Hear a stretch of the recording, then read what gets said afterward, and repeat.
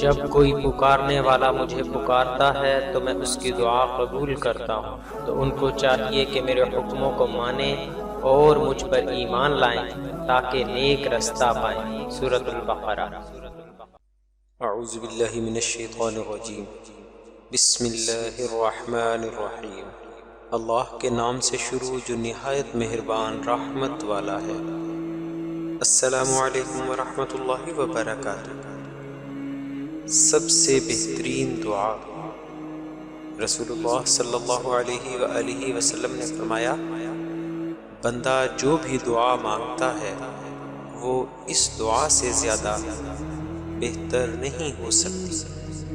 وہ دعا یہ ہے، اللہم انی اسألک المعافاة فی الدنیا والآخرہ۔ اللہم انی اسألک المعافاة فی الدنیا والآخرہ۔ اللہم انی اسألک المعافاة فی الدنیا والآخرہ۔ اے اللہ، میں تجھ سے دنیا اور آخرت میں عافیت چاہتا ہوں۔ سنن ابن ماجہ، حدیث number 3851۔ Please subscribe my channel for more videos. جزاک اللہ خیرہ۔